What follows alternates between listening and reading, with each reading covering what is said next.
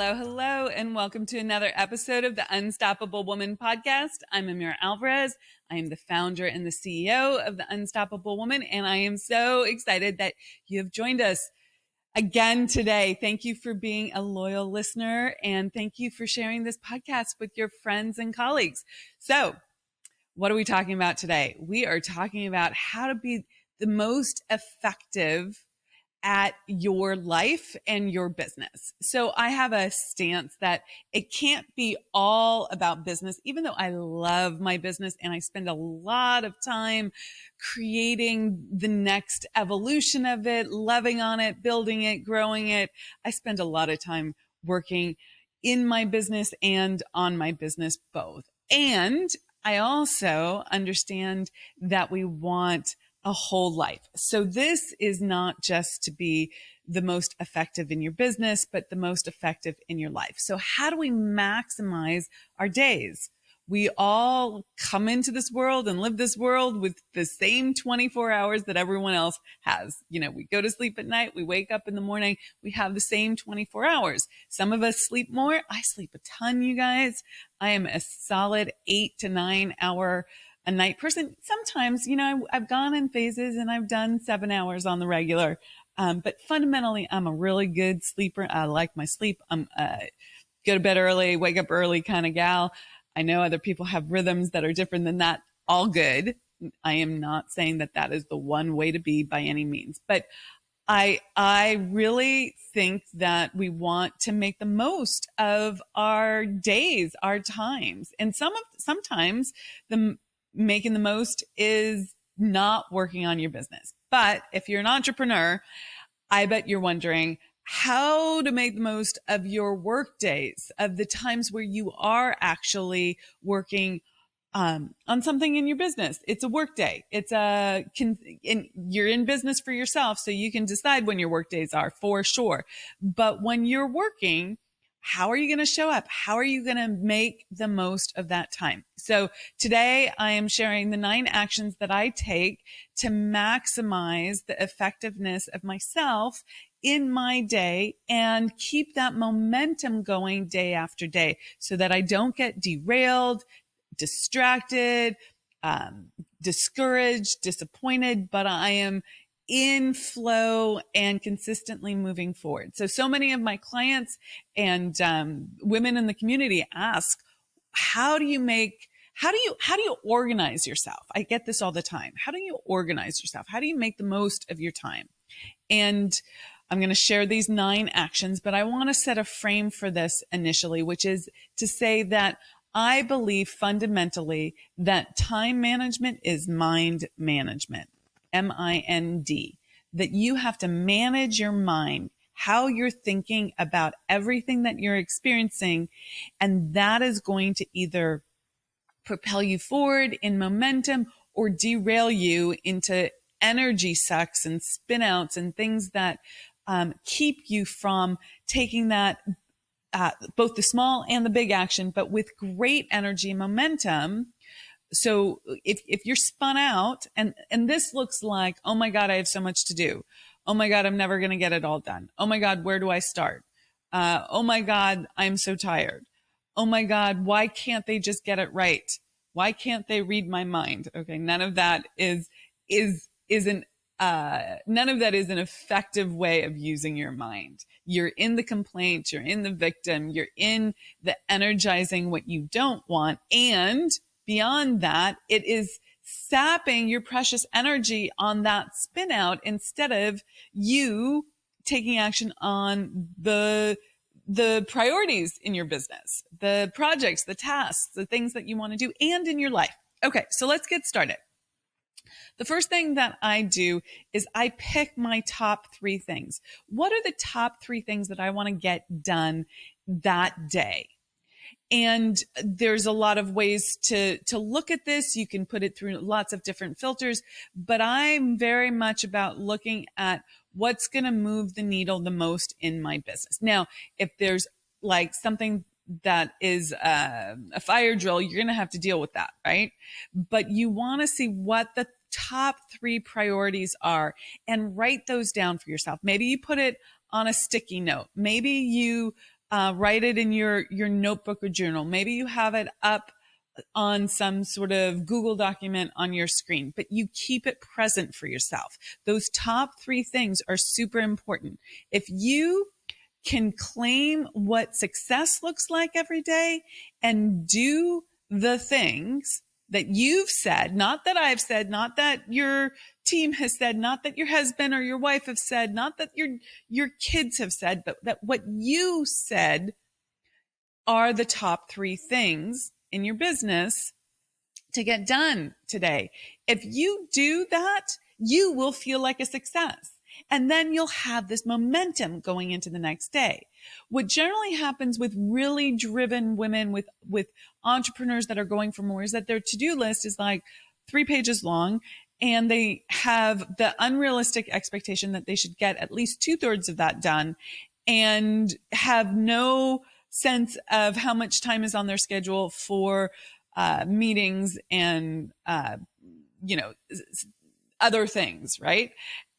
As someone who's had that experience, I'm well aware of what that looks like, and it's not viable. Okay. It doesn't set you up for success. And it ends up with you getting a lot of stuff done. Sometimes not the really important stuff, a lot of the little things that are easier for you to deal with than the big things, and not feeling successful at the end of the day. And then you go into the next day in a deficit, thinking that you're not good enough, that you can't keep up, that you're not doing it right. And there's a negative self-talk in your head as a result of not keeping your word to yourself. And some people don't even set the top 3 things for themselves. It's just all top priority, or it's all a mishmash, or they just haven't made the decision. Maybe it's ordered, but they just haven't made the decision. These are the top 3 things, and I'm going to get those top 3 things done every single day. So that's action step number 1. Claim the top 3 things, get super clear about them. I suggest writing them down and not just having them in your head. You can put them as a reminder on your phone, whatever you want to do. Those are your top 3 things. I like to keep them present on my handwritten list with stars on them. Okay. Then ask yourself, this is action step number 2. If you could only get one thing done today, what would it be? Circle that, put a second star by it, somehow articulate. That's the thing. That is the one thing. If I could only get one thing done today, that would be it. Okay. Know what that is. If you're going to go to bed proud of yourself, if you're going to go to bed saying job well done, if you're going to go to bed saying, hey, I was a successful business owner today. Hey, I kept my word to myself. I built that commitment muscle, that accountability muscle. I was good to my word. So I start trusting myself. What would the one thing be? Choose that. Okay. Action step number 3 is do that first. Do the one big project, task, phone call, conversation, email, hard thing, easy thing, whatever it is. Do that one thing that you said, if I could just get that done today, I would be super proud of myself. Do that first. Okay. Now, your schedule may not allow for that to be done first. You might have meetings on your schedule, whatever it is. I like to leave some time on my schedule before I start my meetings for the day so that I can get some of these big chunks done. Okay. So am I perfect at doing the one thing first? No. Absolutely not. Do I aim to do that as often as possible? Yes. Do I love that feeling of success first thing in the morning? Boom. Yes. I love that. Everything else then is gravy and success, bonus, right? Now, if you can get the top 3 things done before your first meeting, booyah, that's awesome. Okay. You can also, schedule them into your day. And that brings us to step number 4, or action that I take number 4 is I look at my calendar for that day. I review it and I look at what's on my calendar to make sure 2 things. 1, that I'm showing up intentionally for every activity that I've got on my calendar. And two, to make sure that I'm not setting myself up for feeling disappointment or failure, because there is no time on my calendar on my schedule, right? To get those top 3 things done. Okay. We want to start building momentum by keeping our words to ourselves, our word to ourselves. So if you find that you pack your days so full and you don't leave any time to do the needle moving work, the big stuff that's required, then you're going to feel like you can't get ahead. So this is going to require that you shift how you schedule yourself. Okay. So take a look at that. But so 2 things. One, I look at my calendar to get really intentional. How do I want to show up? What's the result that I want from each of these experiences that I have on my calendar? And then 2, do I have enough time on my calendar to actually get my 3 things done? Okay. And many days most days I do more than 3 things. But if I don't set what my top 3 things are, I oftentimes, those are the hard things, right? Those are the things that are challenging. I push them off till later. Okay. Or the next day. And then they sap you of energy. There's like a little loop in your head. Oh, I didn't get that done. Oh, that's still an issue. So I like to clean those loops up, close those loops up in my thinking. Okay. Action step number 5, I look to see what are the money generating activities in my business today. And depending on where you're at in your business, if you're a solo entrepreneur and then you don't have anyone working with you, this is going to be you doing all the sales. Okay. Now, sales is different than marketing, and people get these confused. Okay. People put these things in the wrong order because of the conditioning of how we were raised. We tend to put client execution work first. Okay. So if your client sends you an email or leaves you a voicemail message and you need to get back to that person, you tend to put that first, because we're not just people pleasers, but we think, oh my God, my client needs me. Okay. It's reactive. You might be doing it from an ego boost perspective.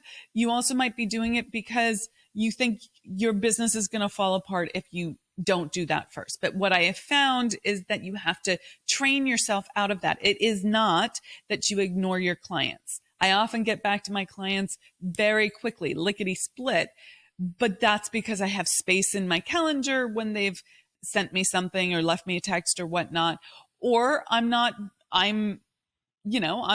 working on a project at that moment. But oftentimes I have something on my calendar block that says work on this project. And if my clients are emailing me or texting me, unless it's an emergency, I'm going to stay focused on what I'm doing and do that client facing response, not first. Okay. This is totally different than how I did it when I was first starting, which was like, very reactive to the client. And you want to keep your responsibility, be good to your word with your clients. You want to get back to them and be responsive, but you don't need to be reactive, and you don't need to be instantaneously reactive by and large. Okay. So most people put that first, then they'll do their marketing. Okay. Because I need to do the content development. I need to do the big project, the webinar, the training, the social media, whatever it is that you're doing. I need to do the marketing to get this out in the world. It could be writing a book, right? They're doing the content development next, and then they're doing sales last. And that is the reverse order then you need to put them in. Sales comes first, then marketing, then client work. Okay. And of course, you're not going to ever be done with your sales, and you're not going to ever be done with your marketing. So you have to set some sort of metric for yourself about how much you're going to spend on each of those things until you hire a team for this. Okay. Then you have salespeople and you have marketing people, and it's their full-time job for them to be working on this. Now, does that mean in an instant it's no longer your job? Absolutely not. There's always a transition phase, and as your team grows, you're going to step out of it more and more, so that you can do other things in your business. But if you are looking at the actions that you should take, what should I prioritize? You're going to want to prioritize sales generating activities. What are those? These are outreach, connecting with people. This is having sales calls. Okay. This is contracts and payments, accounts receivable. Anything that's money generating, if you want to move the needle in your business, you're going to want to put that first. Now, do you want to spend your entire day, all your time on that? No, you do need to do the marketing. You do need to get back to your clients, and you do need to do the deliverables, right? All of that stuff. But this is one of the things that will maximize your time. This is the order of the most impactful kind of activities that you need to recognize if you're going to really maximize your time and grow and scale and quantum leap your business. Okay. Next up is number 6, which is to understand your energy and rhythms. Okay. Your creative rhythm. Like I mentioned earlier, I am a morning person. I love to get up early in the morning, crack of dawn, before the sun comes up, beat the sun, and do my creative thinking. This is where I do my big visioning. This is where I map out projects. This is where I execute on the projects, where I need my deep thinking, creative time. This is what I do. Okay.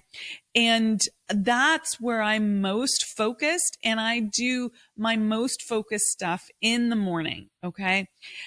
Some people they have more energy at the end of the day. They get a big, increase in energy at the end of the day. And that's where they should be doing their most creative work. So set yourself up to maximize your energy cycles, your creative rhythm. When do you have the most energy? Okay. And set yourself up so that you're not doing admin during that time, and you're not doing meetings during that time. You're doing that big needle moving stuff that takes your deep thinking. Okay. So that's another way that I really maximize my time. Okay. Oh, this one's a simple one, but I super duper love it. Keep a running list of your great ideas. So sometimes you're going to want to react to your ideas immediately. Like you get a divine download. I need to talk to so-and-so. Go do it. Okay. Like I just remembered something. I was supposed to connect with someone, and we were going back and forth, and it had been a couple weeks. And instead of waiting, I just sent a quick text and we got it done. Okay. It was a voice memo, but same idea. We got it done. Super easy. So that was a time where it made sense to be reactive and act on it, especially since I wasn't avoiding a bigger project. It was just like in the middle of other things, I can do that. But if you're in the middle of getting a big project done, or you're in the middle of a meeting and you get this great download, you want to keep a running list of your ideas so that you're not pulled off center, like distracted and off on the next shiny object, but you don't lose those great ideas. So it can be running list in a Google Doc. It can be a voice memo, a memo on your phone or on notes, or just a paper list, whatever works for you, but keep that running list so that you can come back to it. Number 8, in terms of maximizing my day, I like to leave a good chunk of time unscheduled, so that at the end of the day, so that I can close the loop on all the things that are open. If it's been a big meeting day, and then I have to act on all those things. If I've been with clients all day and I need to go check my email, then I have time to do that and respond. I check in with my team. What do they need? Right. I like to leave a good chunk of time for closing all those loops at the end of the day. That's my small task wrap up time. Okay, number 9, and this is a favorite of mine and one that I've been doing for a long, long time. It's called the daily cleanse. And I do this at the close of the day, and it's to cleanse myself of anything that I'm holding on to from the day that is throwing me off. Maybe a little negative, maybe it's causing me a little agitation, a little unconscious or semi-conscious mental looping around it. And here are the questions for that. What went well? What would you do differently? Is there anyone, including myself, that I need to forgive for any small thing or big thing? What am I grateful for? And I like to pick my 3 things for the next day and the one thing, and review my calendar. So those first 3 things that I do that I give you in this podcast, those I like to do at the end of the day for the next day. Am I 100% on doing this? No, but when I'm being my most effective, that is what I do. And then lastly, I send love out to my clients, the world, like it's like a blessing or a prayer to the people in my life. And that's been something that has been really powerful for me. So what went well?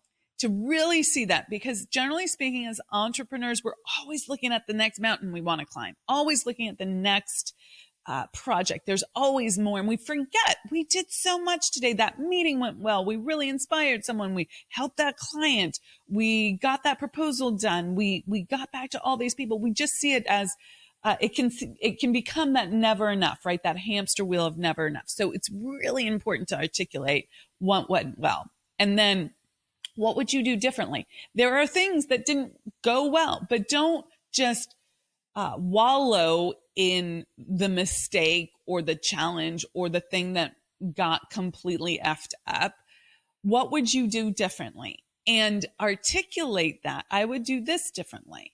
And then you have a game plan for the future. You do this consistently, and you're constantly training yourself to look in that direction. The thoughtful, consciously chosen direction, not the reactive, unconscious, conditioned by your past that wasn't the best, right? Okay, let me say that differently, because that's not entirely accurate. There's some conditioning that is extraordinarily useful. If we didn't have conditioning, we couldn't walk through our day. We need to be able to move forward in life habitually. And there is certain conditioning that is limiting to you, that keeps you playing small. That's the conditioning that we're talking about. So if you make a new choice, if this happens again, this is what I'm going to do differently. You're setting a course to recondition yourself. Okay. So that's really, really huge. So with that, you have my 9 action steps that I take to maximize my days and be the most effective version of me, and really keep the momentum going. Now, of course, there is so much more to being a human in this world. These are just the ways that I get very intentional about how I am planning my day. Okay, so we have a download PDF for you of these 9 action steps. If you want them outlined so you can refer to them and see them and, look at them every morning or every evening, please go grab this download. It's something we've put together for the community. You can go to theunstoppablewoman.com/E267 to get your free download for this. It's our gift to you. Please enjoy it. Please make the most of this. Please start utilizing these action steps. They will change your life if you work them. Okay, with that, rock it out, be unstoppable, and I'll catch you in the next episode. Hey, thanks so much for joining us and being part of the Unstoppable Woman movement. We have got a ton of free resources for scaling your business at theunstoppablewoman.com/free stuff. And you can find that link in the description below. So go ahead and check those out. And we'd also love your help in getting our message out to more and more women. If you'd be willing to share this video with all the unstoppable women in your life, that would be fantastic. And while you're at it, hit the subscribe button so you never miss an episode. Reviews, likes, and comments are greatly appreciated. We go in and read them all. So thank you for those. And thanks for listening, and be unstoppable.